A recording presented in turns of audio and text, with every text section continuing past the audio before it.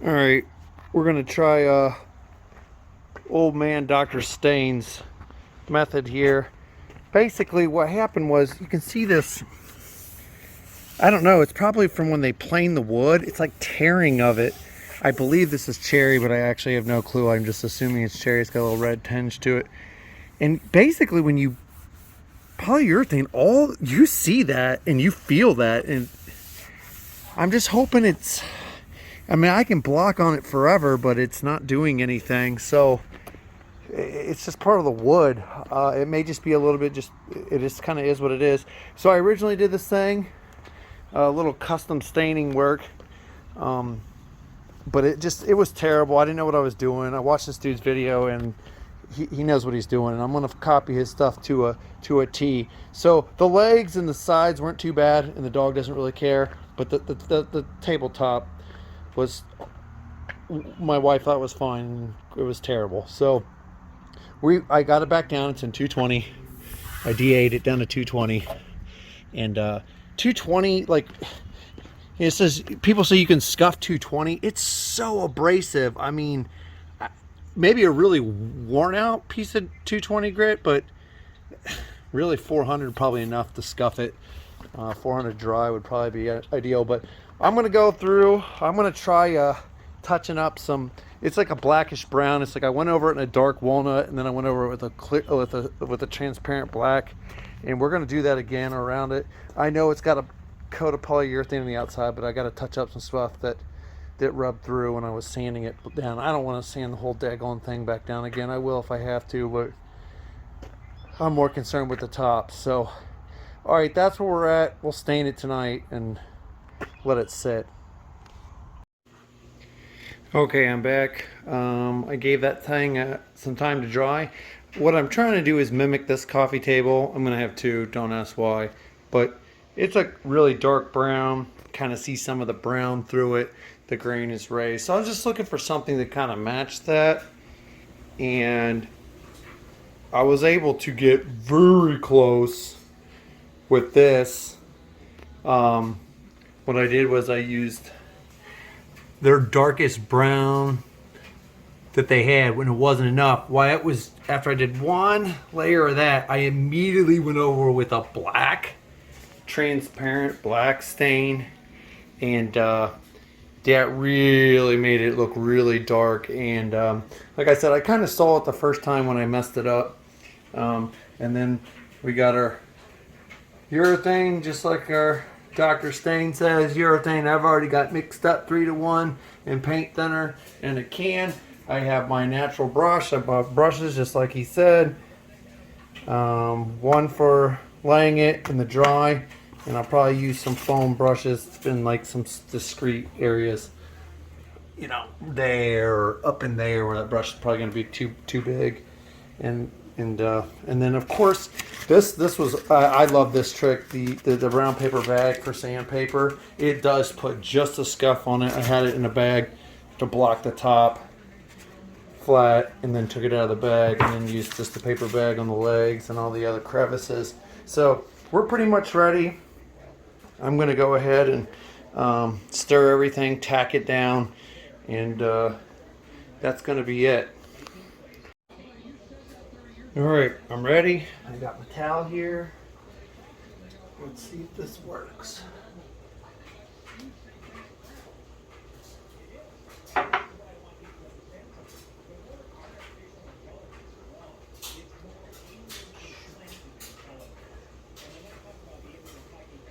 Not sure how much to put on there.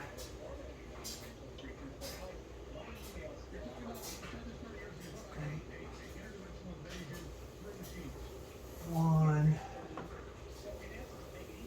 Oh, I missed. I should probably get one dip per.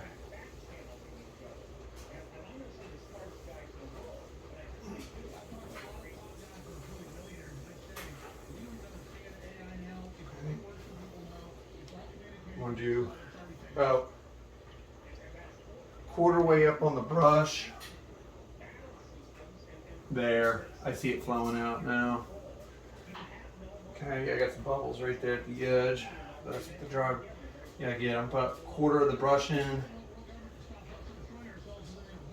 Half-inch overlap. There it is. Okay. There we go.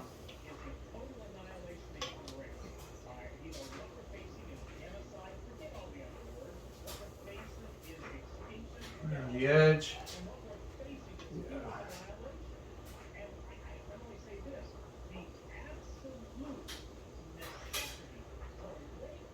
All right, now, he said, get your dry brush.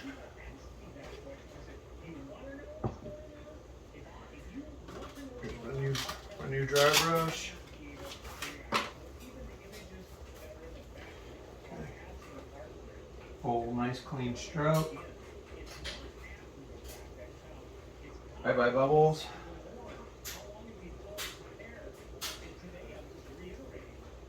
Bye bye bubbles.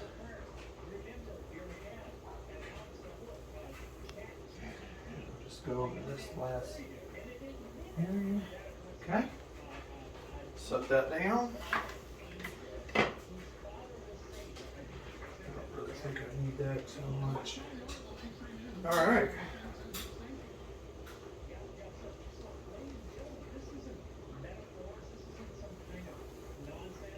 I'm really not pushing, just like he said. I'm just letting it.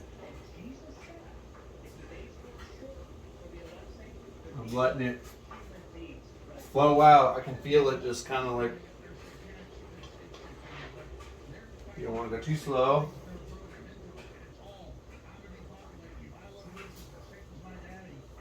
Oh yeah.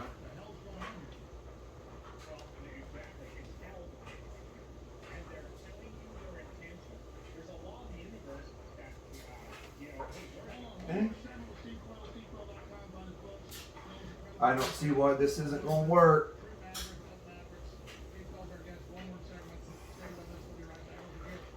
Because of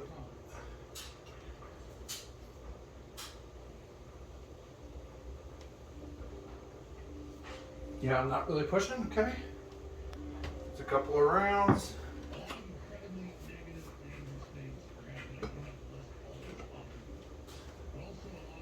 Using it dry.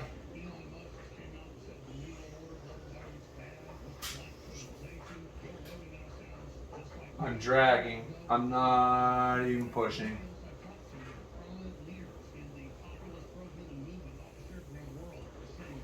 Basically, you're just helping flow it out in case there's a spot that maybe didn't get so much. Yeah, you do see a bunch of little bubbles, but nothing, like you said, that they're going to work themselves out. So,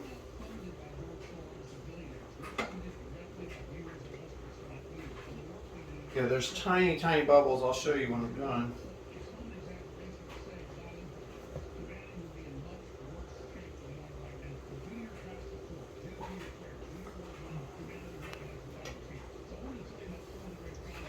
This is, I can already tell you, this is 10 times better.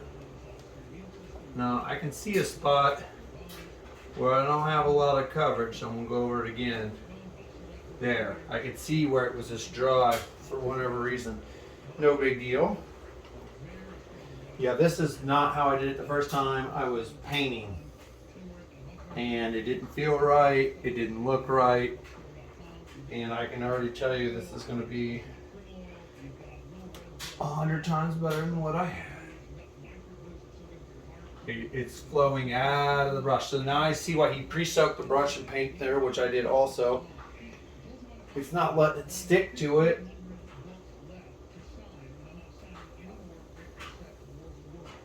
Okay.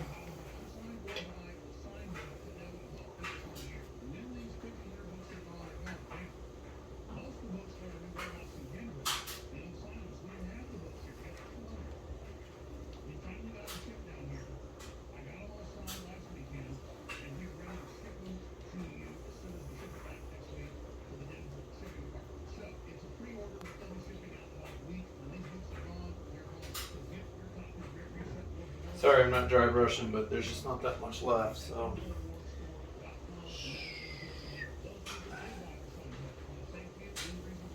Hang on the corner here.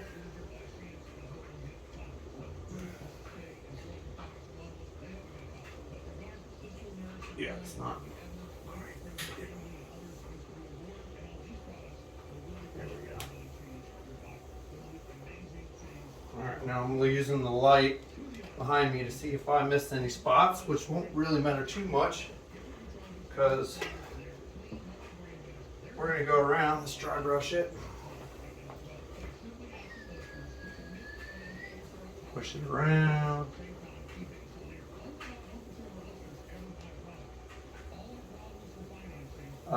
Don't ask me the kind of wood because I don't know. I think it's cherry. I think I said that in the first video. Just dragging it coast to coast here.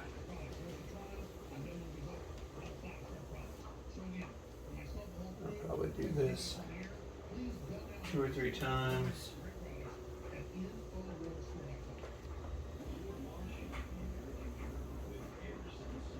And you can see I'm literally just guiding it. I'm not even.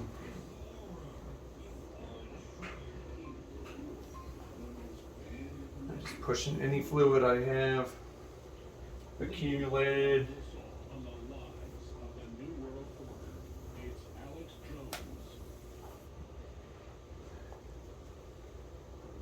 And I did like how the table turned out using the 2 stains. It's a little interesting, but I mean the other one's kind of like that. So it's not exact, but yeah, this looks so much better than the first time. It was all streaky and I don't know, it looked like trash because I was painting it, not staining it.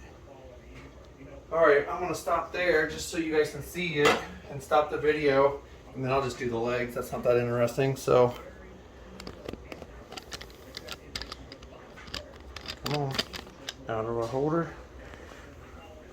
You can see the reflection. Right, so if you had any spots that didn't have a reflection, it would be dry.